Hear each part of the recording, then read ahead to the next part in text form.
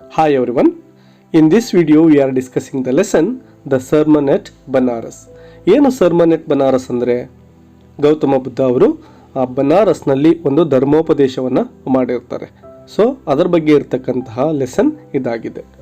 Sermon ಅಂದರೆ religious ಅಥವಾ moral talk ಅಂದರೆ ಕನ್ನಡದಲ್ಲಿ ನಾವು ಧರ್ಮೋಪದೇಶ ಅಂತೇಳಿ ಕರಿಬಹುದು. ಮೇ ಬಿ ನಿಮ್ಗೆಲ್ರಿಗೂ ಕೂಡ ಈ ಸ್ಟೋರಿ ಆಲ್ರೆಡಿ ಗೊತ್ತಿರ್ಬೋದು.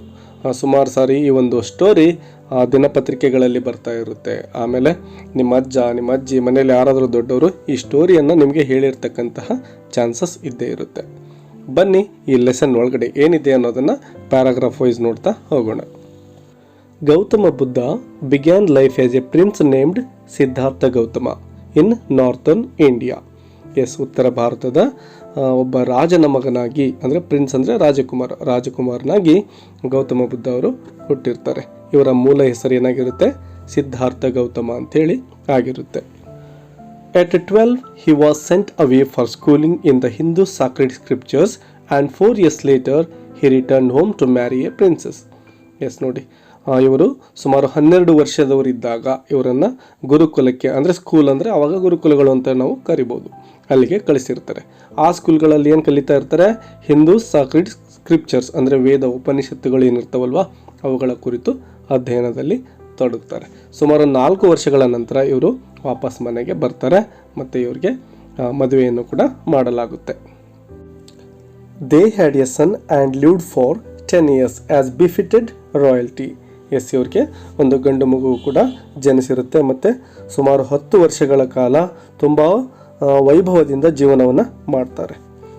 At about the age of 25, the prince heretofore shielded from the sufferings of the world, while out hunting chanced upon a sick man, then an aged man, then a funeral procession, and finally a monk begging for alms. ಸುಮಾರು ವರ್ಷಗಳ ಕಾಲ ಇವರನ್ನು ಹೊರಗಡೆ ಹೋಗಲಿಕ್ಕೆ ಬಿಟ್ಟಿರೋದಿಲ್ಲ. ವೈಭವಯುತವಾಗಿ ತುಂಬ ಸುಖ ಸಂತೋಷದಿಂದ ಜೀವನವನ್ನು ಮಾಡ್ತಾ ಇರ್ತಾರೆ.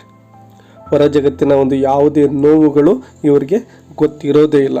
ಒಂದ್ಸರಿ ಏನಾಗಿರುತ್ತೆ, ವೈಲ್ ಔಟ್ ಹಂಟಿಂಗ್, ಬೇಟೆಗೆ ಅಂತೇಳಿ ಹೊರಗಡೆ ಹೋಗಿರ್ತಾರೆ. ಆವಾಗ ಅಚಾನಕ್ಕಾಗಿ ಏನಾಗುತ್ತೆ, 4 ದೃಶ್ಯಗಳು ಇವರ ಕಣ್ಣಿಗೆ ಬೀಳ್ತವೆ.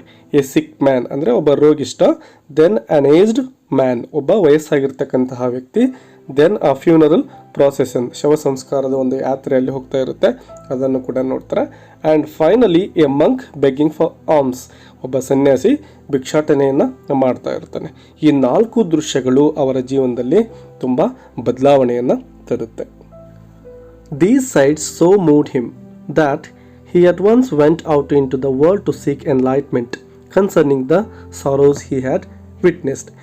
ಈ ಜಗತ್ತು ತುಂಬ ದುಃಖದಲ್ಲಿ ಮುಳುಗೋಗಿದೆ ಅಂತೇಳಿ ಅವನು ಅರ್ಥ ಮಾಡ್ಕೊಳ್ತಾನೆ. ಸೊ ಹಾಗಾಗಿ ನಿಜವಾಗಿರ್ತಕ್ಕಂತಹ ಒಂದು ಎನ್ಲೈಟ್ಮೆಂಟ್ ಅಂದರೆ ಜ್ಞಾನವನ್ನು ಪಡಿಬೇಕು ಅಂಥೇಳಿ ಮನೆಯನ್ನು ಬಿಟ್ಟು ಹೋಗ್ತಾನೆ.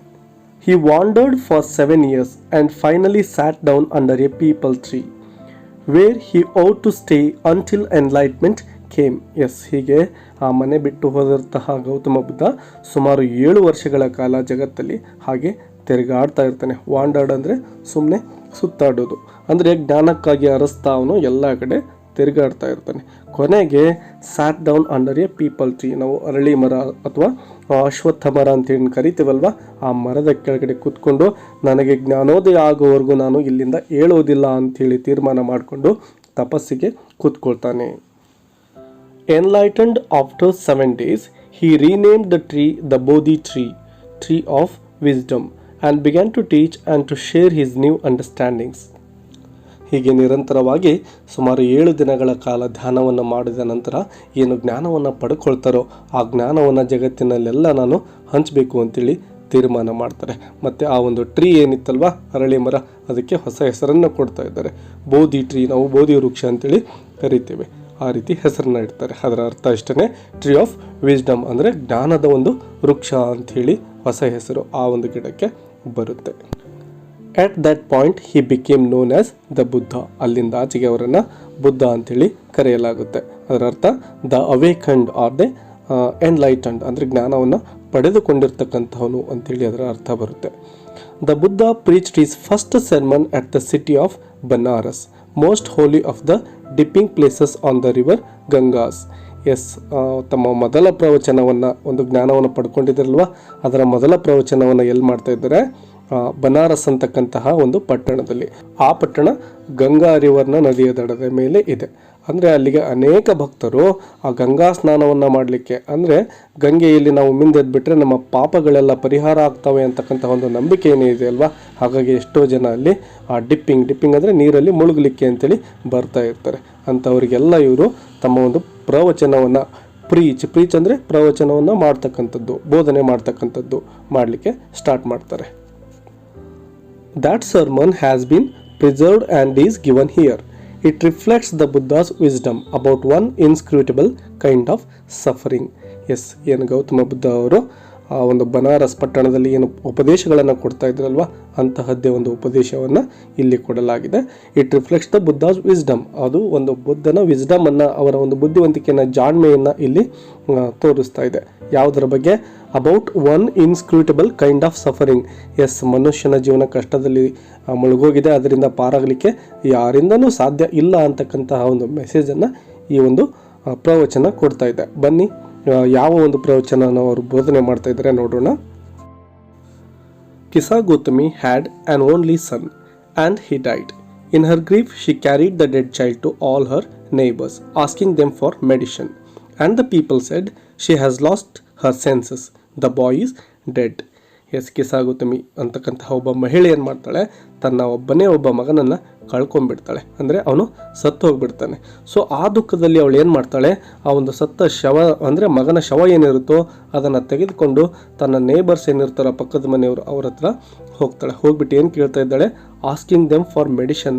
ಏನಾದರೂ ಮೆಡಿಷನ್ ಇದ್ದರೆ ಕೊಡಿ, ನನ್ನ ಮಗನನ್ನು ಮತ್ತೆ ನಾನು ಮರಳಿ ಜೀವನವನ್ನು ಅವನಿಗೆ ಕೊಡಬೇಕು, ಅವನು ಜೀವಂತ ಬರಬೇಕು ಅಂಥೇಳಿ ಅವರನ್ನು ಆ ಮೆಡಿಷನ್ಗಾಗಿ ಕೇಳ್ತಾ ಇರ್ತಾಳೆ. ಸೊ ಜನ ಎಲ್ಲ ಏನು ಮಾತಾಡ್ಕೊಳ್ತಾರೆ?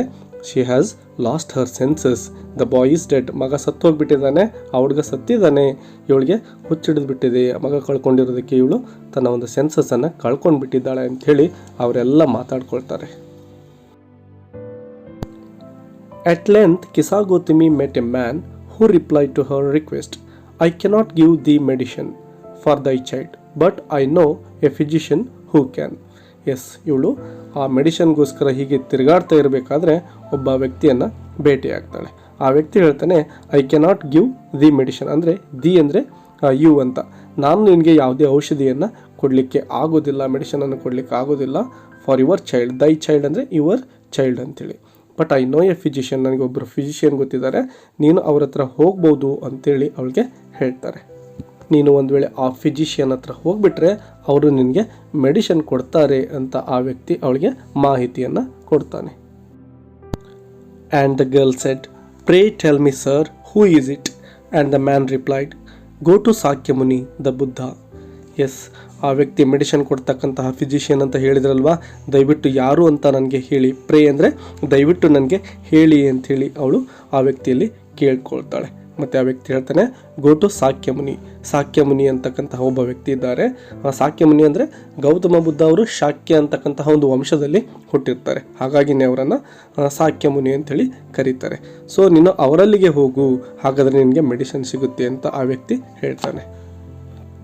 Kisa Gautami repaired to the Buddha and cried, Lord and Master, give me the medicine that will cure my boy. Yes, Kisa Gautami Gautama ಬುದ್ಧನನ್ನು ಹುಡ್ಕೊಂಡು ಹೋಗ್ತಾಳೆ. ಅವನು ಸಿಕ್ಕ ತಕ್ಷಣವೇ ಜೋರಾಗಿ ಅಳ್ತಾ ಇದ್ದಾಳೆ. Lord and master, give me the medicine that will cure my bye.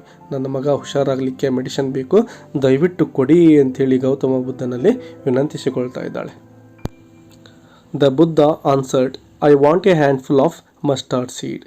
S, ನನಗೆ ಆ ಹ್ಯಾಂಡ್ಫುಲ್ ಆಫ್ ಮಸ್ಟರ್ಡ್ ಸೀಡ್ ಅಂದರೆ ಸಾಸಿವೆ ಕಾಳು ಅಂತೇಳಿ ಕರಿತೇವಲ್ವ, ನನಗೆ ಒಂದಿಷ್ಟು ಬೊಗಸೆಯಷ್ಟು ಸಾಸಿವೆ ಕಾಳನ್ನು ತಂದು ಕೊಡು, ಹಾಗಾದರೆ ಬದುಕಿಸ್ತೀನಿ ಅಂಥೇಳಿ ಗೌತಮ ಬುದ್ಧ ಹೇಳ್ತಾ ಇದ್ದಾರೆ.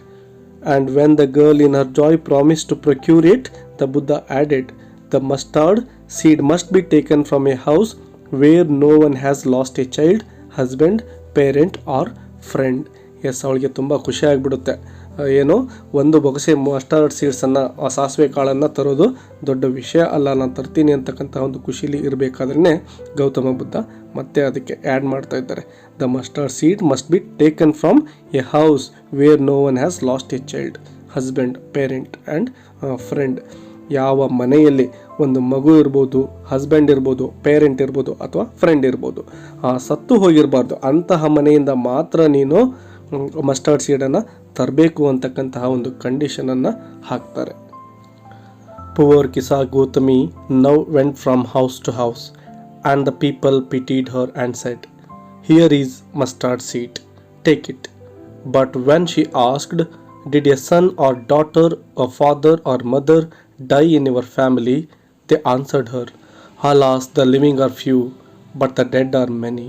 Do not remind us of our deepest grief." And there was no house, but some beloved one had died in it. ಕೊನೆಗೆ ಗೌತಮ ಬುದ್ಧರ ಒಂದು ಕಂಡೀಷನ್ನಿಗೆ ಒಪ್ಪಿಕೊಂಡಂತಹ ಕಿಸಾ ಗೌತಮಿ ಅನೇಕ ಮನೆಗಳನ್ನು ತಿರುಗಾಡ್ತಾಳೆ. ಒಂದು ಮುಷ್ಟಿಯಷ್ಟು ಸಾಸಿವೆ ಕಾಳಿಗಾಗಿ ಎಲ್ಲ ಕಡೆ ತಿರುಗಾಡ್ತಾಳೆ.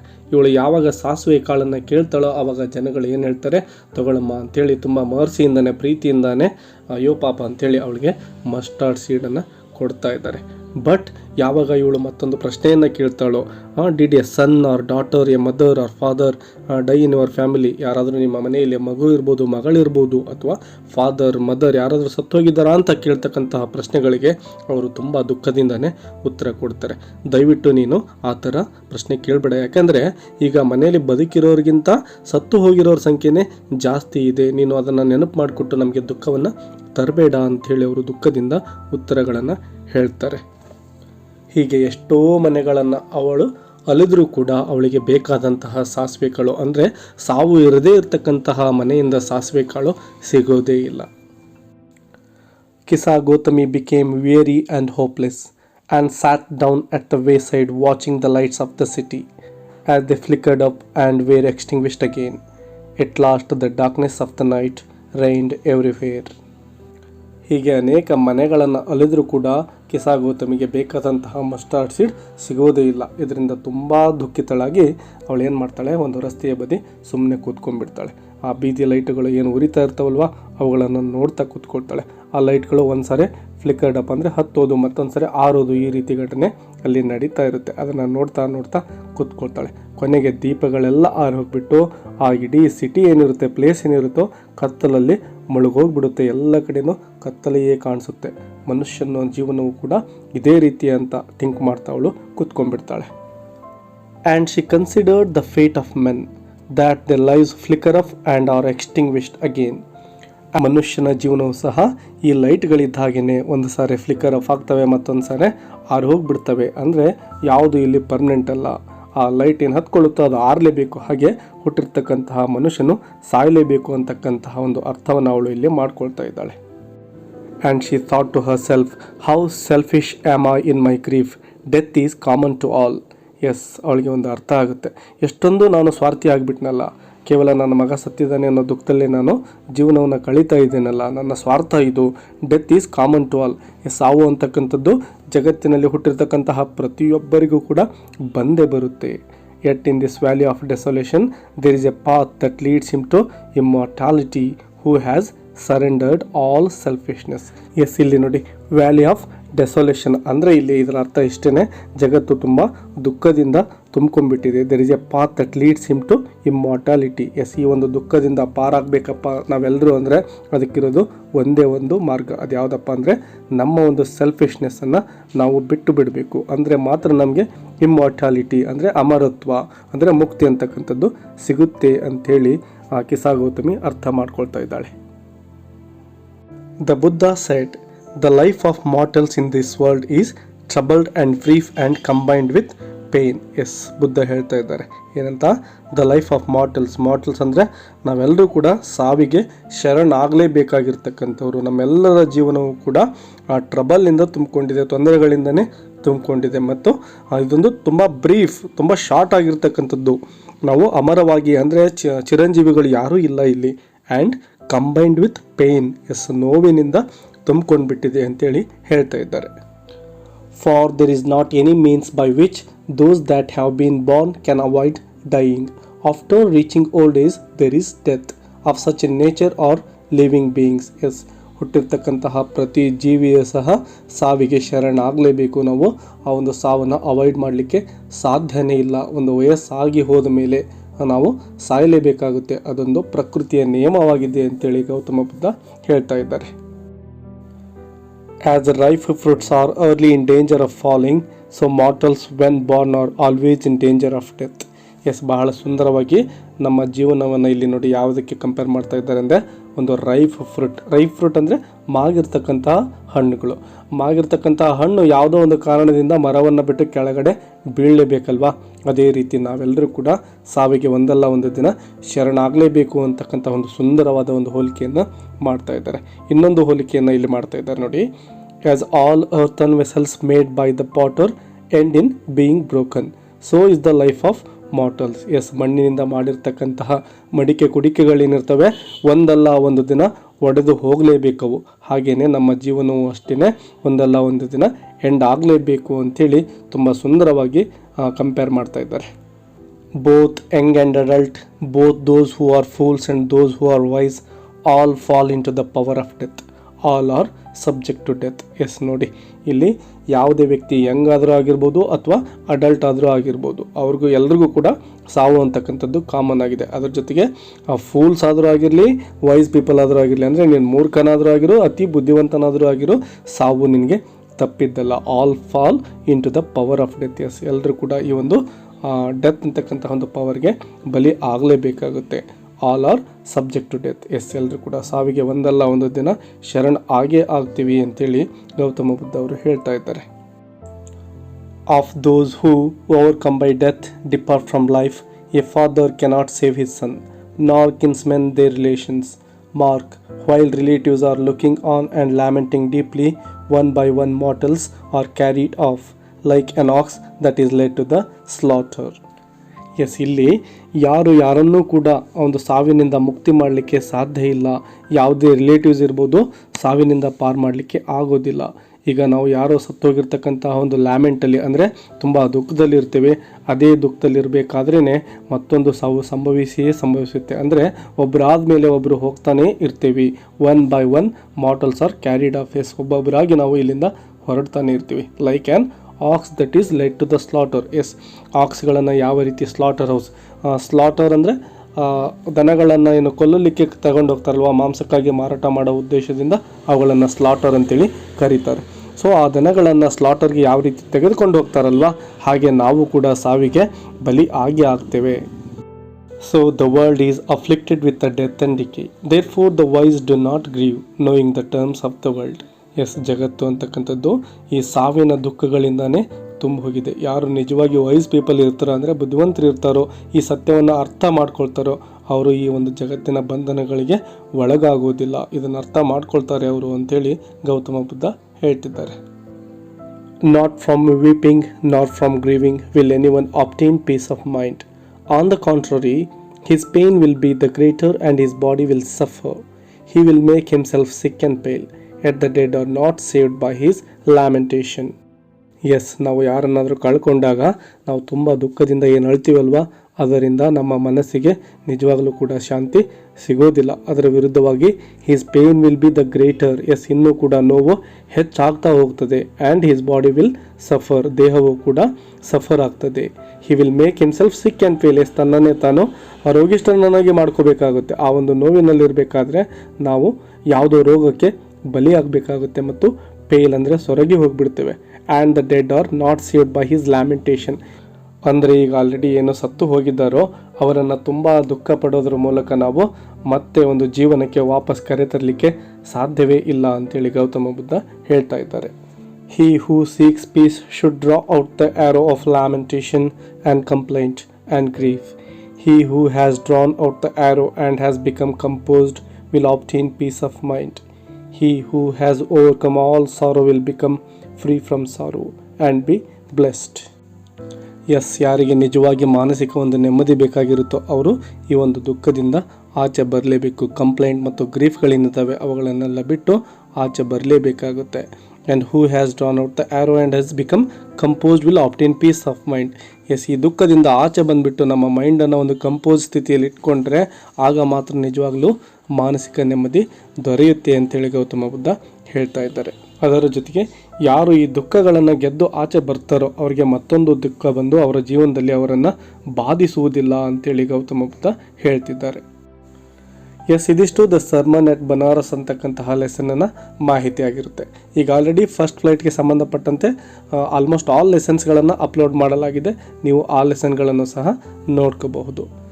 ಮತ್ತೊಂದು ವಿಡಿಯೋದೊಂದಿಗೆ ಸಿಗೋಣ. ಅಲ್ಲಿವರೆಗೂ take care and keep learning. Bye bye.